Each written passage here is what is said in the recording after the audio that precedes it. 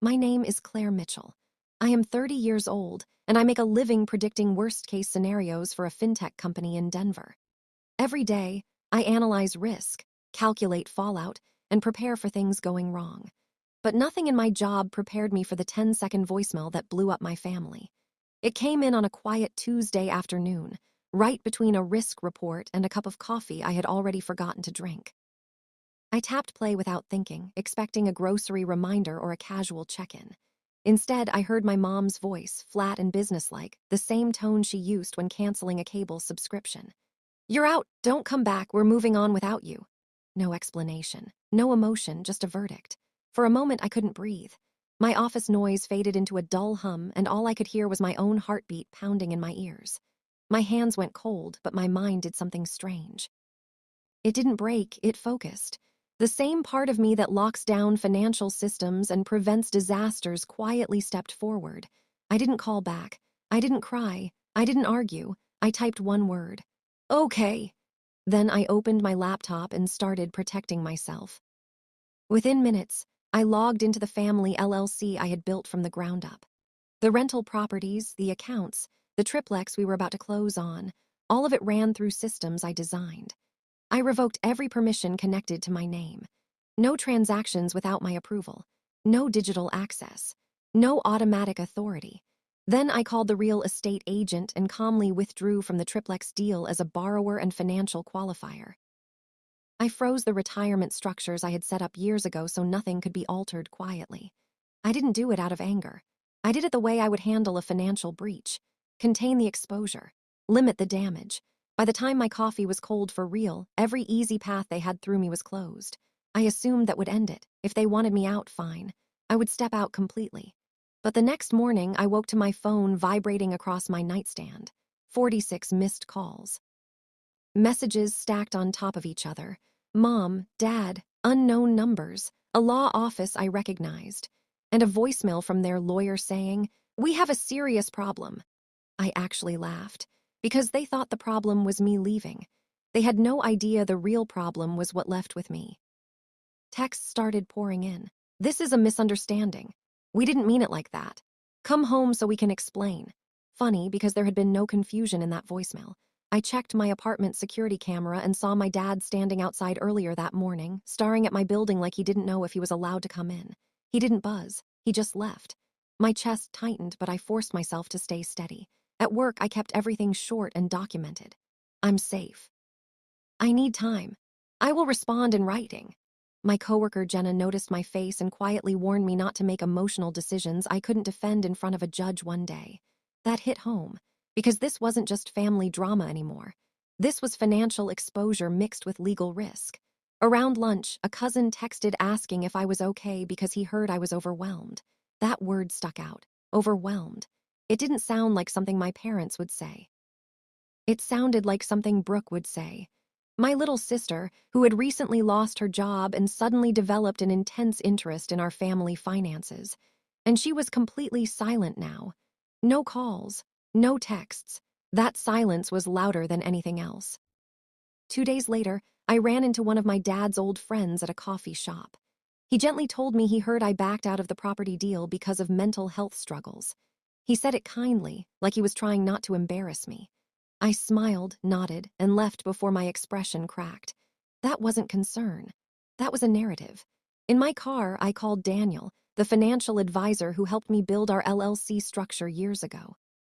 He told me draft paperwork had been floating around trying to add another family member into control positions, with my signature line left blank. Nothing had gone through, but someone had tried. That someone was obvious. That night, Brooke finally texted, accusing me of making everything worse. I didn't argue. I emailed the real estate agent confirming my withdrawal and clearly stated I was not exiting for mental health reasons, but because I no longer consented to my name or credit being used. Then I sent Brooke a calm, professional message saying any attempt to alter ownership without my written approval could be considered fraud. No insults. No drama. Just legal reality. Then I opened a folder on my laptop called Family Risk File and began saving everything. Screenshots, voicemails, advisor notes, social media posts, Texts from relatives repeating the same script about me being unstable. The more I gathered, the clearer the pattern became. Brooke wasn't just venting. She was laying groundwork to replace me. If I looked unstable, her stepping into financial control would look responsible. That realization didn't make me cry. It made me methodical. Calls from my parents, new advisor confirmed draft documents had referenced me as approving changes I never approved. I told him to treat everything as unauthorized. Then an email thread appeared where Brooke told the real estate agent I withdrew due to mental health struggles. I replied, all with documentation proving otherwise, and copied their lawyer. For the first time, the narrative met evidence. That night, my mom left a handwritten note at my apartment door. "We love you. Please call us before this goes too far." I held the note for a long time, but love without truth didn't fix this. So I called and told them to bring every claim and every piece of proof to a face-to-face meeting. The next evening, we sat in their living room. Same furniture, completely different air. Brooke sat with a tissue in her hand like she was already rehearsing tears. I brought a thick folder and placed it on the table. Brooke repeated her story about a private car conversation where I supposedly said I wanted to cut everyone off. I calmly slid receipts across the table showing we drove separately that night. Different times, different locations, no shared car ride. Her version collapsed in seconds. Then I showed the email timestamps, the advisor warnings, the social posts, the messages from relatives repeating her script. My parents' expressions changed slowly, like a light coming on in a dark room. The truth didn't fall apart when it touched evidence. Brooke's story did. My mom finally looked at her and said softly, "Not this time." That moment didn't feel like victory. It felt like something heavy being set down after carrying it alone for years. Then came the hard part, consequences. I told them I was stepping back from being their financial safety net. That meant no more quiet access to anything I built, no more implied approval, no more emotional pressure turning into financial risk. My parents agreed, fully, officially. Brooke would have no role, no authority, no access. Lawyers and advisors updated everything. The LLC was rewritten to prevent any new managing member without unanimous written consent. Retirement structures were locked down. Only my dad and I remained in control, not out of punishment, out of protection. Brooke tried one last pivot and showed up at my office with a business plan, asking me to invest so she could prove herself. I told her to build it without me. If it worked, she wouldn't need my money. If it failed, she'd understand why I said no. She looked at me like I had closed the last door in a burning building. Maybe I had. A month later, I stood in the driveway of a pale brick triplex on the edge of Denver, holding a box of kitchen supplies against my hip while a cool evening breeze tugged at my hair. The building wasn't flashy, no dramatic gates, no luxury finishes screaming for attention. But to me, it looked like stability made solid, real, earned. My parents were inside the ground floor unit, lightly arguing about where to hang a bird feeder.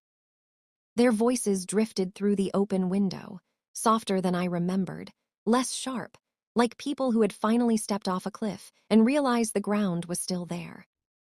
That unit was legally protected now. On paper, in ink, with clauses reviewed by professionals who did not care about emotions or guilt or family history. They could live there for the rest of their lives. No one could refinance it out from under them. No one could restructure it during some future crisis. No whispered suggestions from Brooke could ever touch it. Safety, not promises. My place was upstairs. Sunlight poured through the wide front windows, warming the hardwood floors. When I walked through it for the first time alone, keys in my hand, I felt something I hadn't felt in months. Quiet, not the silence of avoidance, the silence of nothing being on fire. The third unit was already rented. A young couple who worked remote and paid on time. Their rent flowed into an account structured so cleanly it could have been used in a textbook. Mitchell Holdings LLC now had clear operating rules, documented authority, and zero emotional loopholes. Just me and my dad as managing members. My mom as a protected beneficiary. No gray areas. No, we'll figure it out later. No extra chairs waiting at the table for someone who hadn't built it. Some evenings, I went downstairs and cooked with my mom in her small but bright kitchen. We chopped vegetables side by side, sometimes talking about normal things, sometimes sitting in long pauses that weren't uncomfortable anymore. My dad would call out from the living room, asking about some old car show, pretending he didn't love that I was explaining cash flow projections at the dinner table, now like it was just another household topic. We didn't replay every detail of what happened. We didn't need to. The systems around us told the story. The difference was, now the numbers matched reality instead of hope. When Brooke's name came up, there was still sadness, still guilt in their eyes, but there was also clarity.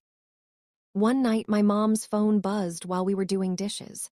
She glanced at the screen, sighed softly, and handed it to me.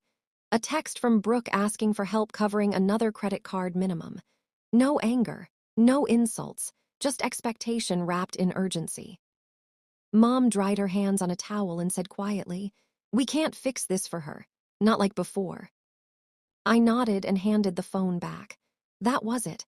No debate, no secret transfer later, just a boundary held by people who finally understood why it had to exist. Upstairs, when I lay in bed that night, I realized something had shifted in me too. I wasn't bracing anymore. I wasn't waiting for the next manipulation, the next crisis, the next emotional ambush disguised as family loyalty. The structure I built didn't just protect assets. It protected my nervous system, my sleep, my ability to walk into my own kitchen without a pit in my stomach. This wasn't revenge with fireworks. It was revenge in spreadsheets, contracts, and doors that locked exactly the way they were supposed to. From what I heard through cousins, Brooke ended up in a small apartment across town, hopping between gigs that sounded impressive in conversation, but never seemed to last. The big event planning venture she pitched with glossy words and borrowed confidence never really found its footing. Vendors wanted deposits. Partners wanted consistency. Clients wanted follow-through. None of those things could be created with a dramatic story and a well-lit selfie. Apparently, the tone of her posts started changing too. Fewer speeches about toxic families.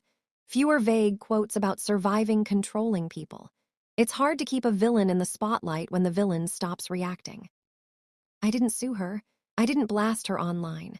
I didn't send long messages listing every lie she told.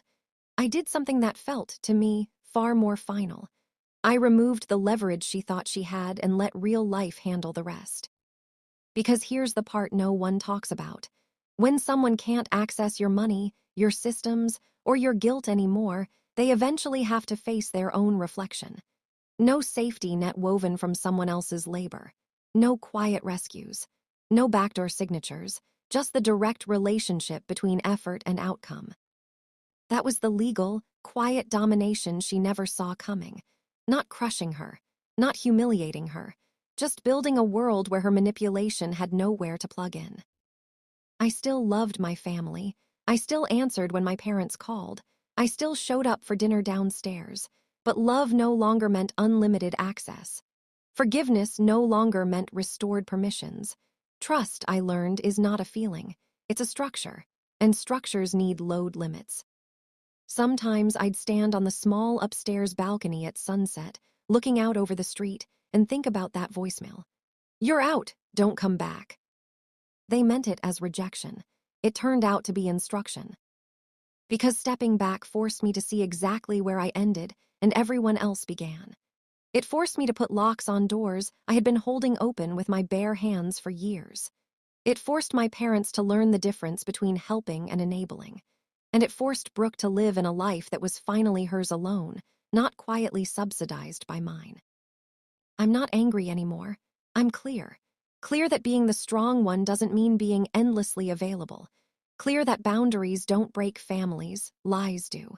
Clear that the most powerful sentence I ever said wasn't an argument or a threat. It was okay. Okay, you want me out. Then you're out of the parts of my life you only valued when they benefited you. If you see yourself anywhere in this story. If you've ever been treated like the backup plan, the emergency fund, the responsible one who will fix it no matter how badly others behave, hear me clearly. Saying no is not cruelty. Documentation is not betrayal. Boundaries are not revenge. They are self-respect with a legal backbone. And sometimes, the strongest move you'll ever make is the quiet one that closes the door, locks it properly, and lets you finally sleep at night. If this story spoke to you, hit like, Subscribe and share it with someone who needs the reminder that protecting your peace is not selfish. It's smart, and it might just save your future.